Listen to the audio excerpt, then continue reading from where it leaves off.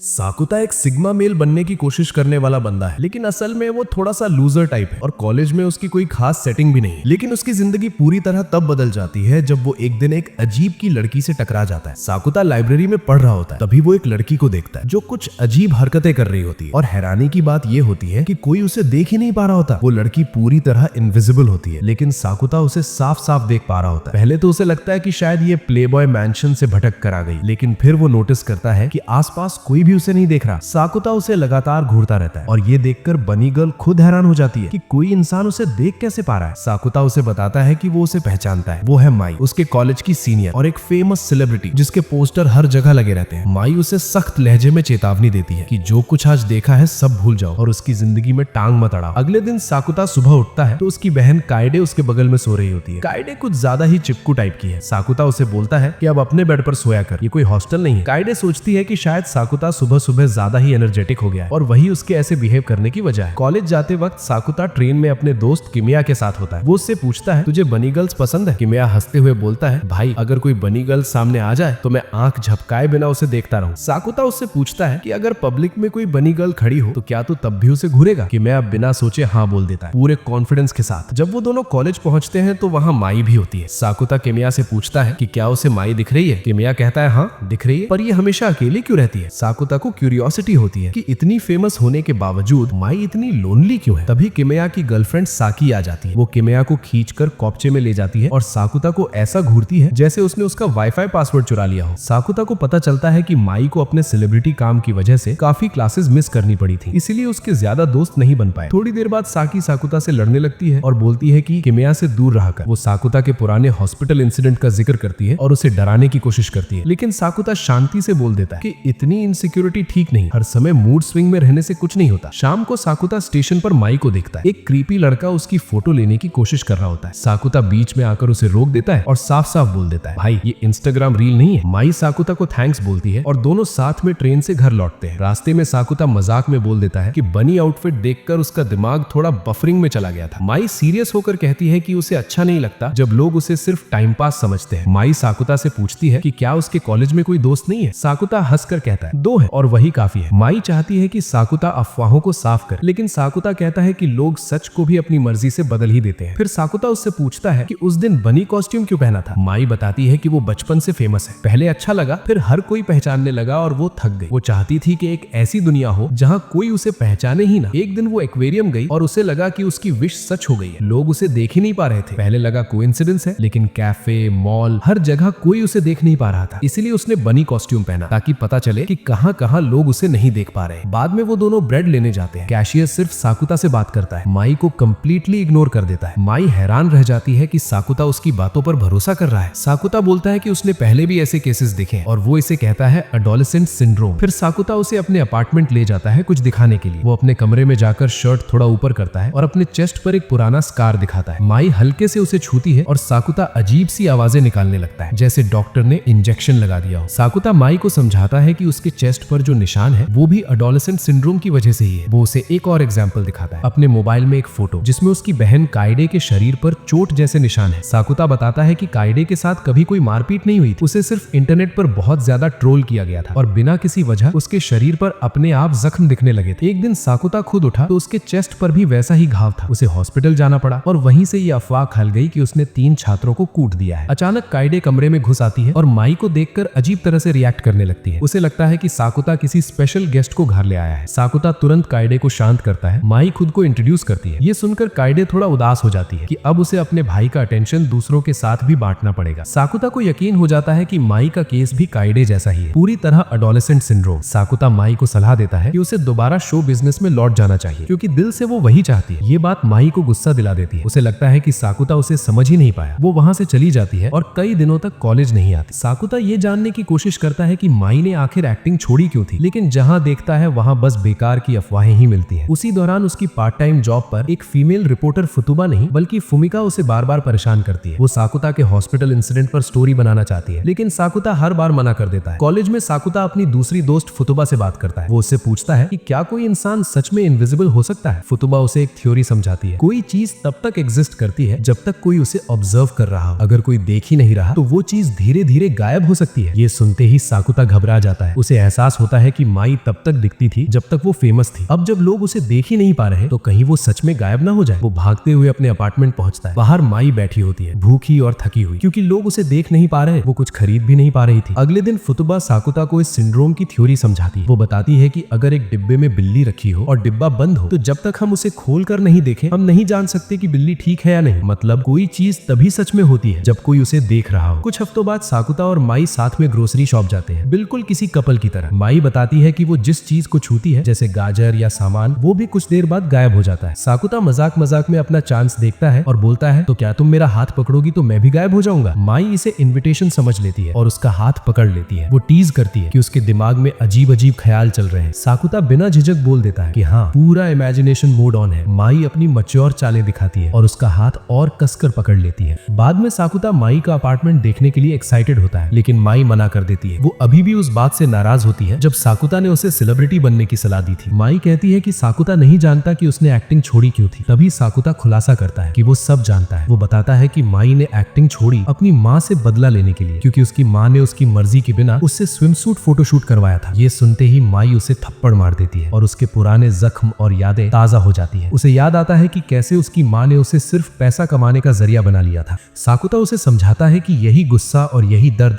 उसकी ताकत बन सकता है और इसी वजह से उसे वापस एक्टिंग में जाना चाहिए। माई उससे पूछती है कि उसे ये सब जानकारी कहां से मिली। साकुता बताता है कि रिपोर्टर फुमिका ने बताया था, जो खुद एडोलेसेंट सिंड्रोम में इंटरेस्टेड रखती है। माई पूछती है कि उसने फुमिका से डील की है। साकुता कहता है हाँ, उसके बदले मैंने अपने चेस्ट के निशान की फोटो दी। माई उसे इडियट कहती है और बोलती है कि अब पापराजी उसके दरवाजे पर डेरा डाल देंगे और काइडे भी परेशान होगी। माई खुद फुमिका को कॉल करती है और एक डील ऑफर करती है। वो कहती है कि साकुता की फोटो पब्लिश मत करना और बदले में उसे माई का एक्सक्लूसिव इंटरव्यू मिलेगा, क्योंकि वो वापस सेलिब्रिटी बनने वाली है। माई मान लेती है कि साकुता की बात सही थी, उसे एक्टिंग पसंद है और वो शो बिजनेस में रहना चाहती है। दोनों उसके अपार्टमेंट तक पहुंचते हैं, जो साकुता के घर के बगल में ही होता है। माई उसे वीकेंड पर साथ हैंग आउट करने को कहती है, लेकिन साफ बोल देती है कि अभी कोई एक्स्ट्रा इमेजिनेशन अलाउड नहीं है। वो चेतावनी देती है, लेट हुआ तो प्लान कैंसिल। डेट की एक्साइटमेंट में साकुता नहाने जाता है और बाथरूम में ही खुशी में चिल्ला देता है। तभी काइडे डरकर अंदर घुस आती है। असल में उसे बस अपने भाई पर नजर मारनी होती है। एक हफ्ते बाद साकुता डेट के लिए निकलता है। रास्ते में उसे पार्क में एक छोटी सी बच्ची रोती हुई दिखती है। वो बच्ची खो चुकी होती है, तो साकुता उसकी मॉम को ढूंढने में मदद करने लगता है। तभी एक लड़की आकर उसे क्रीप समझकर लात मार देती है। साकुता शांति से पूरी बात समझाता है। बच्ची भी साकुता की तरफ से बोल पड़ती है और तब लड़की को अपनी गलती समझ आती है और वो माफी मांग लेती है। वो मजाक में बोलती है, बराबरी के लिए मुझे भी एक किक मार दे। साकुता हल्के से उसकी चीख पर मार देता है और तभी पुलिस आ जाती है। सब क्लियर होने के बाद पुलिस उन्हें छोड़ देती है। इसके बाद साकुता भागते हुए माई से मिलने पहुंचता है। माई नाराज होती है कि उसने उसे वेट करवाया, लेकिन फिर भी डेट पर चलने को कहती है। माई पूछती है, तुम मेरी इतनी केयर क्यों करते हो? साकुता कहता है, जैसे लोग काइडे के सिंड्रोम पर भरोसा नहीं करते, वैसे ही लोग तुम्हें भी इग्नोर करते हैं। मैं आंखें बंद नहीं कर सकता। वो बताता है कि काइडे पर सिर्फ एक ही औरत ने भरोसा किया था और वो वही बनना चाहता है जो वो औरत साकुता के लिए थी। ये सुनते ही माई भड़क जाती है औरत और गुस्से में ट्रेन से उतर जाती है। फ्लैशबैक में साकुता बताता है, कुछ साल पहले समुद्र किनारे उसकी मुलाकात शोको नाम की लड़की से हुई थी। वही थी जिसने काइडे को डिप्रेशन से बाहर निकाला था। साकुता उसी कॉलेज में गया जहाँ शोको पढ़ती थी, लेकिन पता चला कि वो वहाँ कभी थी ही नहीं। साकुता मानता है कि वो शोको से प्यार करता था। ये सुनकर माई को जलन होती है। तभी माई की माँ वहाँ पहुँचती है, क्योंकि माई ने खुद उसे मिलने बुलाया था। लेकिन हैरानी की बात, उसकी माँ अपनी ही बेटी को देख नहीं पाती। वो सीधे साकुता के पास आ जाती है। माई की माँ को याद ही नहीं कि उसकी एक बेटी भी है। साकुता गुस्से में उसे बताने की कोशिश करता है, लेकिन सब बेकार। साकुता आपा खो देता है और कुछ उल्टा सीधा बोलने ही वाला होता है। तभी माई उसे रोक लेती है। इसके बाद उसकी माँ वहाँ से चली जाती है। साकुता हर किसी से पूछता है कि क्या उन्हें माई याद है, लेकिन किसी को भी वो याद ही नहीं होती। वो फुमिका को कॉल करता है, लेकिन उसे भी माई याद नहीं होती। ये सब माई को तोड़ देता है। वो सब छोड़कर जाने का सोचती है, लेकिन साकुता उसे रोकता है। वो कहता है, चलते रहो, किसी ना किसी को याद आ ही जाओगी। माई को भरोसा नहीं होता तो साकुता मजाक में बोलता है, अभी तो मैं हूं ना। दोनों एक ट्रेन से दूसरी ट्रेन लोगों को ढूंढते फिरते हैं जो माई को याद कर सके। माई साकुता से पूछती है, तुम्हें मैं याद हूँ? साकुता उसके बारे में हर छोटी डिटेल गिनाने लगता है, उसकी आदतें, उसका एटीट्यूड, उसकी मुस्कान और हाँ, उसकी बेवकूफ सी प्यारी बातें भी। वो उसका हाथ पकड़ लेता है। माई पहले मना करती है, फिर खुद ही सॉफ्ट पड़ जाती है। दोनों एक होटल में रुकते हैं। माई नहाने जाती है और बोलती है, झांकना मत। साकुता हंसकर बोलता है, पानी की आवाज ही इमेजिनेशन चला देगी। साकुता किमिया को कॉल करता है और माई के बारे में पूछता है। हैरानी की बात, किमिया को माई याद होती है। साकुता तुरंत फुतुबा को कॉल करता है। वो बताती है कि शायद कॉलेज ही एकमात्र जगह है जहाँ लोग माई को याद रखते हैं। रास्ते में साकुता और माई कुछ कपड़े और जरूरी सामान लेने जाते हैं। हालात अजीब होते हुए भी दोनों इस छोटी सी ट्रिप को एंजॉय करते हैं। सकुता वादा करता है, मैं तुम्हें कभी नहीं भूलूंगा, अगर ऐसा हुआ तो मैं अपनी किस्मत से लड़ जाऊंगा। रात को दोनों को नींद नहीं आती। माई धीरे से कहती है, शायद किस कर ले। सकुता ऐसे कुछ ज्यादा ही गलत समझ लेता है और पूरा मूड बिगाड़ देता है। उसकी फर्स्ट किस का चांस वहीं खत्म हो जाता है। सोने से पहले माई सकुता को थैंक्स बोलती है कि उसने उसका साथ नहीं छोड़ा। अगली सुबह सकुता उठता है तो बगल में माई एक मेड आउटफिट में खड़ी होती है। सकुता बोलता है, अब नींद कैसे आएगी? कॉलेज लौटने पर और भी लोग माई को नहीं देख पाते। माई अपने क्लासमेट से पूछती है लेकिन किसी को याद नहीं होता। फुतुबा सकुता को बताती है कि अब किमिया भी माई को भूल चुका है। तभी दूसरे दिन वाली लड़की कोगा सामने से गुजरती है। सकुता माई के बारे में पूछता है लेकिन वो और उसकी फ्रेंड्स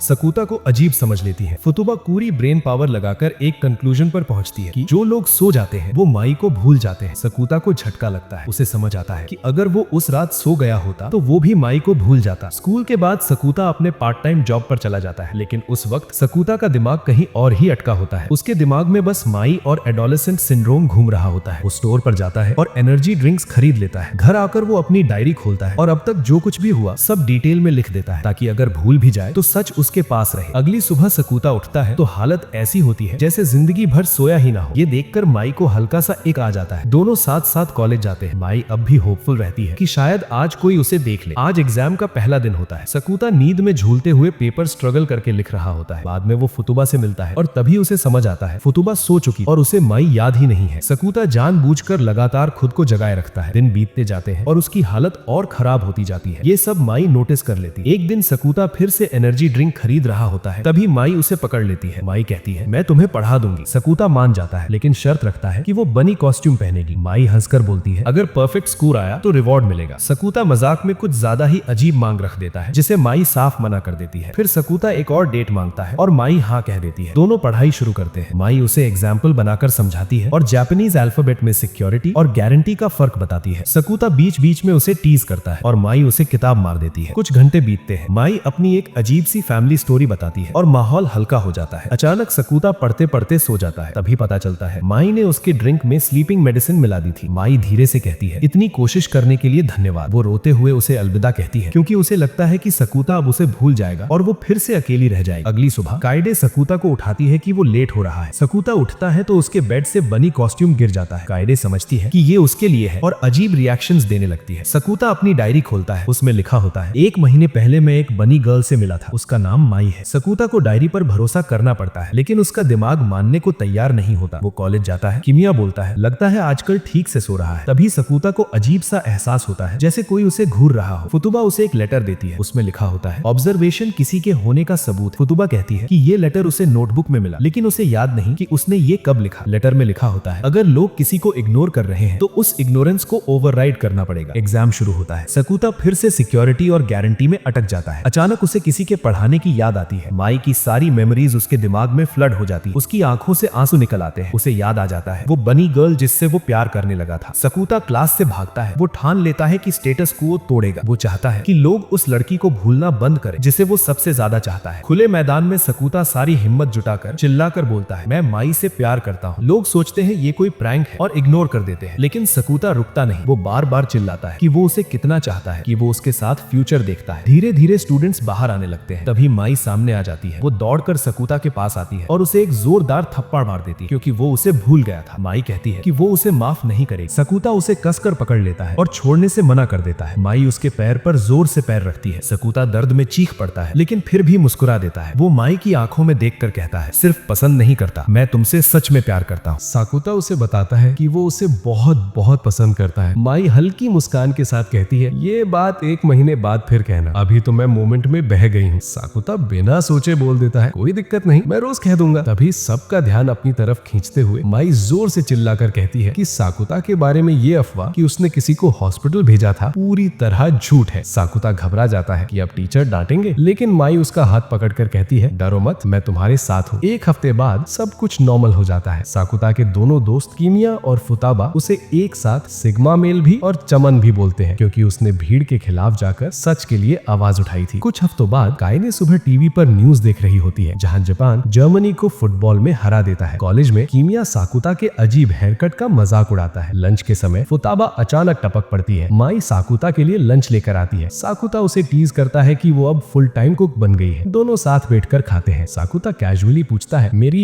गर्लफ्रेंड बनेगी? माई इग्नोर करके बोलती है, तुम रोज आई लव यू बोल बोलकर मेरे कान पका चुके हो। फिर वो बात बदल देती है और बताती है कि उसे एक एक्टिंग जॉब मिला है जिसमें किसिंग सीन भी है। ये सुनते ही साकुता घबरा जाता है। वो बोलता है, ये रोल मना कर दो, तुम्हारे अपर और लोअर लिप्स दोनों रिजर्व्ड है। माई हंसते हुए कहती है, कोई बात नहीं, तुम तो मुझे पहले किस कर चुके हो। लेकिन साकुता को वो किस याद ही नहीं आती। माई थोड़ा डिसअपॉइंटेड हो जाती है। वो पूछती है, एक और किस चाहिए? साकुता बिना सोचे हाँ बोल देता है। माई उसे आंखें बंद करने को कहती है, पास आती है और फिर प्रैंक करके पीछे हट जाती है। फिर वो उसे शांत करते हुए बताती है कि उस जॉब में वो किस माई नहीं कोई और एक्ट्रेस करेगी। साकुता उदास हो जाता है और बोल देता है, ऐसे ही चलता रहा तो शायद मेरा क्रश उतर जाए। माई चौंक जाती है। यही मौका देखकर साकुता फिर पूछता है, तो गर्लफ्रेंड बनेगी? माई पूरी लाल हो जाती है और क्यूट सी शक्ल बनाकर हाँ कह देती है। साकुता के अंदर का लोनर खुशी से उछल पड़ता है। अगले दिन फिर वही न्यूज, जापान ने जर्मनी को हरा दिया। कायदे को कुछ अजीब नहीं लगता, लेकिन साकुता को डेजावू सा फील आता है। कॉलेज में फिर वही सीन, कीमिया हेयर कट रोस्ट करता है। फुताबा अचानक आ जाती है। साकुता को शक होता है, लेकिन कीमिया कहता है कि आज पहली बार ऐसा हुआ है। पूरा दिन कल जैसा ही रिपीट होता है। लंच में माई फिर से वही जवाब देती है। इस बार साकुता शॉर्टकट लेता है। पहले माई को टीज करता है, फिर सीधे गर्लफ्रेंड वाला सवाल पूछता है। माई फिर से हाँ कह देती है। बाद में साकुता एक लड़के को कोगा को परेशान करते देखता है, लेकिन इस बार वो बिना केयर किए आगे बढ़ जाता है। अगले दिन फिर वही दिन शुरू। अब साकुता फुताबा से सलाह लेता है। फुताबा शक जताती है कि ये भी एडोलेसेंट सिंड्रोम हो सकता है। वो लाप्लास के डेमन का कॉन्सेप्ट समझाती है कि अगर कोई हर एटम की पोजीशन जान ले तो वो फ्यूचर कैलकुलेट कर सकता है। उन्हें लगता है कि साकुता के अलावा कोई और भी है जो दिन को बार बार रीसेट कर रहा है। साकुता अब ध्यान से देखने लगता है कि कौन अलग बिहेव कर रहा है। वो एक क्लासरूम में जाता है और वहाँ कोगा को देखता है। साकुता तुरंत समझ जाता है। वो उससे पूछता है, आज तुम कितनी बार जी चुकी हो? कोगा को राहत मिलती है कि वो अकेली नहीं है, लेकिन उसे भी नहीं पता कि हो क्या रहा है। साकुता उससे पूछता है कि क्या हाल ही में उसके साथ कुछ स्ट्रेसफुल हुआ है। वो एडोलेसेंट सिंड्रोम का नाम लेता है। कोगा हंसकर कहती है, ये सिंड्रोम विंड्रोम सरकारी स्कैम है ताकि लोग बेवकूफ भरी फोटो ऑनलाइन डालें। अचानक कोगा साकुता को टेबल के नीचे खींच लेती है किसी से छुपने के लिए। दोनों एकदम चुप रहते हैं। वो लड़का इधर उधर देखता है और चला जाता है। कोगा बताती है कि उस लड़के का नाम मायदा है और उसकी दोस्त रेना मायदा पर पूरी तरह फिदा है और फ्यूचर के सपने देख रही है। लेकिन मायदा को रेना से कोई खास मतलब नहीं होता। वो बस टाइम पास के लिए डेट करना चाहता है। खुद कोगा को भी वो पसंद नहीं है। साकुता कोगा से कहता है कि मायदा को साफ मना कर दे, लेकिन कोगा डर जाती है कि कहीं लोग उससे दूरी न बना ले। इसी बीच कोगा जरा ज्यादा तेज बोलने लगती है और तभी मायदा क्लास में घुस आता है। उसे लगता है कि साकुता और कोगा कुछ ज्यादा ही पास बैठे हैं। वो अंदर ही अंदर टूट जाता है। उसी पल माई भी वहाँ पहुँच जाती है और वही सीन देख लेती है। साकुता समझाने की कोशिश करता है, लेकिन माई गुस्से में बोलती है, मैं बाद में हिसाब लूंगी, और वहाँ से चली जाती है। साकुता को लगता है कि दिन तो फिर से रीसेट हो जाएगा, लेकिन अगला दिन आता है और रीसेट नहीं होता। तभी साकुता को एहसास होता है कि इस बार किस्मत ने धोखा दे दिया। साकुता और फुताबा लाप्लास के डेमन पर फिर से बात करते हैं और कंक्लूजन निकालते हैं कि असली कारण कोगा है। साकुता नोटिस करता है कि फुताबा का मूड खराब है। वो बताती है कि उसे कीमिया पर क्रश है, जबकि उसकी पहले से गर्लफ्रेंड है। फुताबा चेतावनी देती है कि अगर माई को साकुता और कोगा की गलत फहमी समझ आ गई तो कोगा भी वही समझ लेगी और दिन फिर से लूप में चला जाएगा। कुछ समय बाद कोगा साकुता और कीमिया की पार्ट टाइम जॉब पर नई एम्प्लॉय बनकर आ जाती है। शिफ्ट के दौरान कोगा की दोस्त साकुता से पूछताछ करती है कि क्या वो कोगा का बॉयफ्रेंड है। साकुता समझ जाता है कि बड़ा मिसअंडरस्टैंडिंग चल रहा है। बाद में कोगा साकुता से कहती है कि वो कुछ समय के लिए उसका फेक बॉयफ्रेंड बन जाए। साकुता मना करता है क्योंकि उसका दिल पूरी तरह माई पर टिका है, लेकिन कोगा गिड़गिड़ाने लगती है। उसे डर है कि अगर वो अकेली दिखी तो दोस्त उसे छोड़ देंगे और वो बिल्कुल अकेली रह जाएगी। उसकी बातें साकुता को कायदे की याद दिला देती है। आखिरकार साकुता मान जाता है। कोगा देर नहीं करती और तुरंत फेक डेट प्लान कर लेती है ताकि दोस्तों को दिखा सके कि सब नॉर्मल है। उस रात नहाते वक्त साकुता के दिमाग में अजीब अजीब ख्याल आते हैं, लेकिन वो खुद को समझाता है। तभी टीवी पर माई का एक एडवर्टाइजमेंट आ जाता है और उसी पल रियल माई उसके अपार्टमेंट में आ जाती है। माई गुस्से में पूछती है कि कोगा के साथ आखिर चल क्या रहा है। वो साकुता को सीधे सवालों की कुर्सी पर बैठा देती है। साकुता साफ साफ बताता है कि कोगा की हालत उसे कायदे जैसी लगी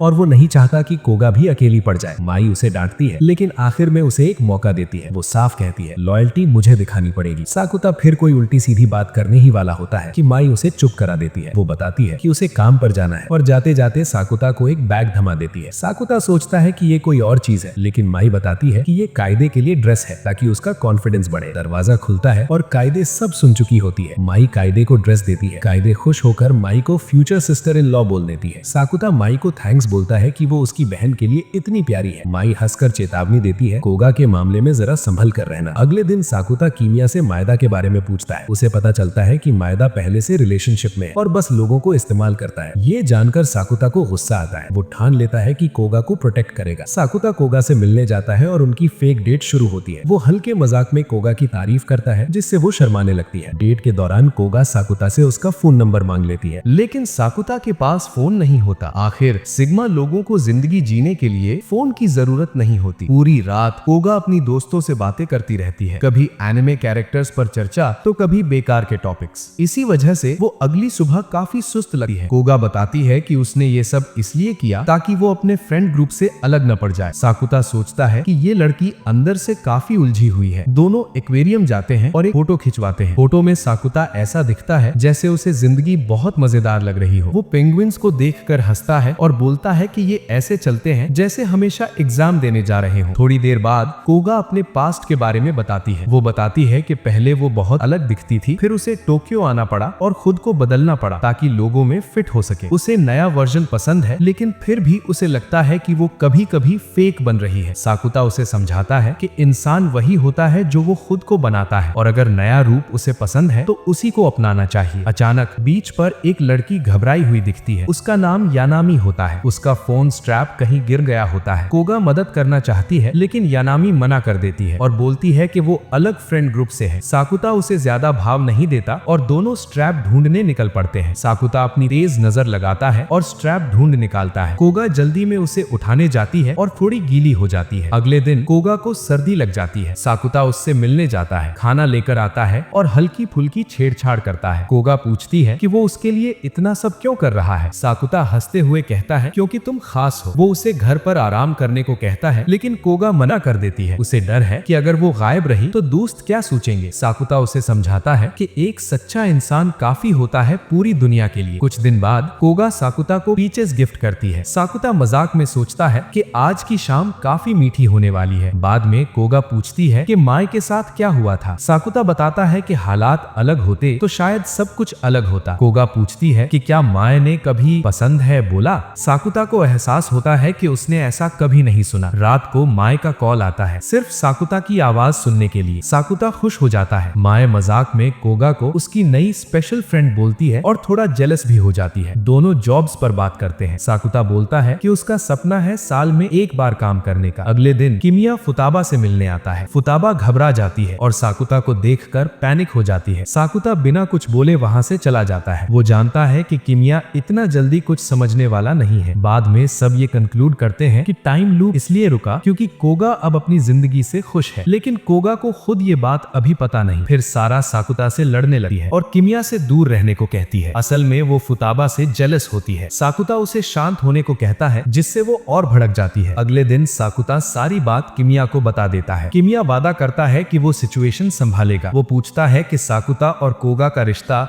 सच है या नहीं। साकुता हाँ बोल देता है। किमिया बताता है कि मायदा कोगा के बारे में गलत अफवाहें फैला रहा है। ये सुनकर साकुता को गुस्सा आ जाता है। रात को माए का मैसेज आता है कि उसे उसकी याद आ रही है। साकुता उसे कॉल करने ही वाला होता है, लेकिन साकुता थोड़ा गिल्ट महसूस करता है और कॉल करने से रुक जाता है। अगले दिन कोगा अपने दोस्तों से थोड़ा पीछे पीछे अकेली चल रही होती है। कॉलेज पहुंचकर साकुता उसे एक कोने में अकेले बैठा देखता है। उसके बारे में अफवाहें फैल चुकी होती हैं और अब लोग उसे इग्नोर करने लगे होते हैं। तभी मायदा अपने बेकार दोस्तों के साथ वहां आ जाता है और उल्टा सीधा बोलने लगता है। साकुता शांत आवाज में बोलता है, इतनी बकवास क्यों कर रहा है, इतनी इनसिक्योरिटी किसी के लिए ठीक नहीं। मायदा गुस्से में साकुता को धक्का देता है, लेकिन साकुता गिरता नहीं। वो सीधा खड़ा होता है, मुट्ठी कसता है और बोलता है अब बस। अगले ही पल साकुता एकदम हीरो मोड में आ जाता है। एक तेज किक और मायदा जमीन पर। पूरा कॉलेज ये सीन देख रहा होता है। साकुता उसे चेतावनी देता है, अगली बार मुंह खोला तो याद रखना। फिर वो कोगा का हाथ पकड़ता है और दोनों वहां से निकल जाते हैं। थोड़ी दूर आकर कोगा की हिम्मत टूट जाती है। वो भावुक हो जाती है। साकुता बोलता है, मैंने वादा किया था जब तक ये सब खत्म नहीं होता मैं तुम्हें अपनी गर्लफ्रेंड की तरह ट्रीट करूंगा। उसी वक्त कोगा को रेना का मैसेज आता है। रेना बताती है कि अब उसकी प्रॉब्लम खत्म हो गई है। कोगा घबरा जाती है और हकलाते हुए अपनी सच्चाई बताती है। साकुता जोर जोर से हंस पड़ता है। वो कहता है, मैंने कभी उन अफवाहों पर यकीन नहीं किया। कोगा रुक जाती है। वो पूछती है, मैं तुम्हारा कर्ज कैसे चुकाऊं। साकुता मुस्कुरा मुस्कुरा कर कहता है, बस मेरी दोस्त बने रहो। ये सुनकर कोगा खुद को और भी उसके करीब महसूस करती है। अगले दिन साकुता मिस सावा को स्टेशन पर देखता है, लेकिन उसे इग्नोर करके ट्रेन में चढ़ जाता है। कॉलेज में लोग उसके बारे में गॉसिप कर रहे होते हैं। कोगा और उसकी दोस्त साकुता को मुस्कुराते देखती है और उनकी हल्की हंसी छूट जाती है। साकुता समझ जाता है कि अब अचानक ब्रेकअप किसी को बिलीवेबल नहीं लगेगा। अगले दिन माए साकुता की पढ़ाई में हेल्प कर रही होती है, लेकिन साकुता का मन भटक रहा होता है। माए सख्त आवाज में पूछती है, फ्यूचर का क्या प्लान है? साकुता बोल देता है कि वो कॉलेज जाना चाहता है। माए खुश हो जाती है। वो बताती है कि उसका भी वही सपना है और वो चाहती है कि साकुता भी उसके साथ उसी यूनिवर्सिटी में जाए। साकुता थोड़ा हेजिटेंट होता है क्योंकि उसके मार्क्स इतने अच्छे नहीं हैं। तभी माए अपना बनी आउटफिट पहन लेती है। साकुता अचानक एक्स्ट्रा मोटिवेटेड हो जाता है और ठान लेता है कि एग्जाम में टॉप करेगा। वो पूछता है, आज इतनी स्वीट क्यों हो? माए मुस्कुरा कर कहती है कि उसे अच्छा लगा जिस तरह साकुता ने कोगा का साथ दिया। साकुता फिर अपनी यूजुअल टीजिंग शुरू कर देता है। माए उसके गाल खींच लेती है और बोलती है, ज्यादा मत उछलो। अगले दिन साकुता और कोगा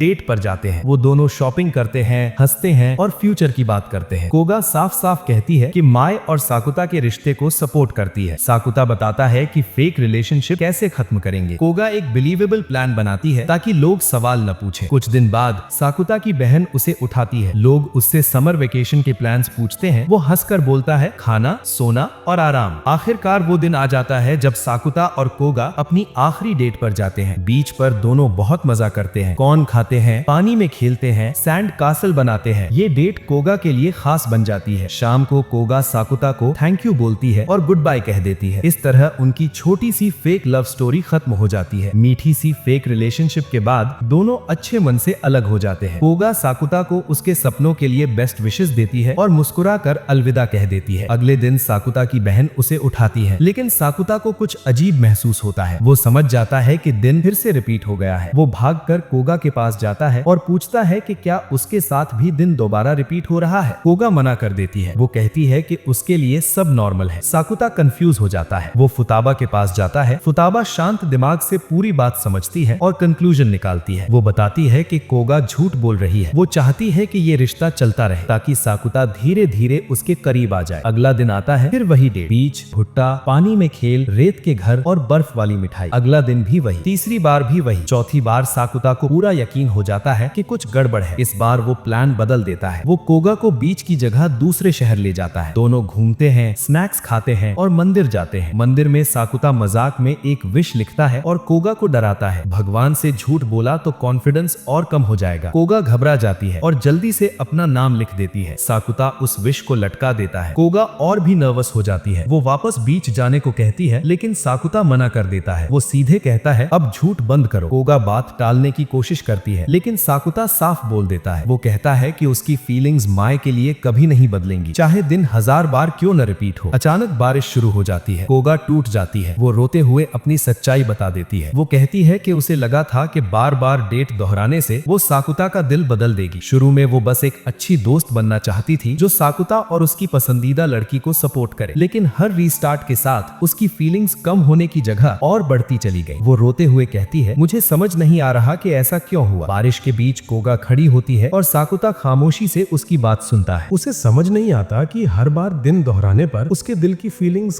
कम होने की जगह और गहरी क्यों होती जा रही हैं। उसे ये सोचकर दर्द होता है कि कहीं वो साकुता और माई के रिश्ते में रुकावट तो नहीं बन रही। दिल ही दिल में कोगा जानती है कि साकुता माई से प्यार करता है, उससे नहीं। कोगा साकुता को दोष देती है कि उसका कॉन्फिडेंस, एटीट्यूड और केयरिंग नेचर उसे हर लड़की के लिए परफेक्ट बना देता है। साकुता उसे टोकता है और कहता है कि झूठ बोलना बंद करे और दिल की असली बात बताए। ये बात कोगा को अंदर तक हिला देती है। वो चिल्लाकर सच कबूल कर लेती है कि उसे साकुता से प्यार हो गया है और वहीं उसकी झूठी कहानी खत्म हो जाती है। अगले दिन फिर से जापान वर्सेस जर्मनी वाला मैच दोहराया जाता है और साकुता समझ जाता है कि कोगा ने फिर से दिन रीसेट कर दिया है। स्कूल में साकुता माई से फिर पूछता है कि क्या वो उसकी गर्लफ्रेंड बनेगी, पर माई कुछ भी नहीं कहती। लेकिन साकुता को हैरानी नहीं होती। वो वही करता है जो पहले किया था और आखिर में माई शर्मा कर हाँ कह देती। अचानक साकुता स्क्रिप्ट से हटकर माई से पूछ लेता है कि वो उसके बारे में क्या महसूस करती है। माई जवाब देने की जगह साकुता के गाल पर हल्का सा किस कर देती है, ये साबित करने के लिए कि वो सच में उससे प्यार करती है। बाद में साकुता कोगा को मसावा के साथ देखता है, लेकिन इस बार कोगा में हिम्मत होती है और वो मसावा को साफ मना कर देती है क्योंकि उसे अब एक खास बेवकूफ लड़के से प्यार हो चुका होता है। साकुता पूछता है कि वो बेवकूफ कौन है। कोगा मुस्कुरा कर कहती है, तुम हो। वो कहती है कि भविष्य में अगर उसके दोस्त उससे नाराज हुए तो उसकी जिम्मेदारी साकुता की होगी। साकुता उसे भरोसा भरोसा दिलाता है कि वो हमेशा उसका दोस्त बना रहेगा और ये बात कोगा को सुकून देती है। अब सब कुछ पहले जैसा ही चलता है, बस फर्क इतना होता है कि कोगा अब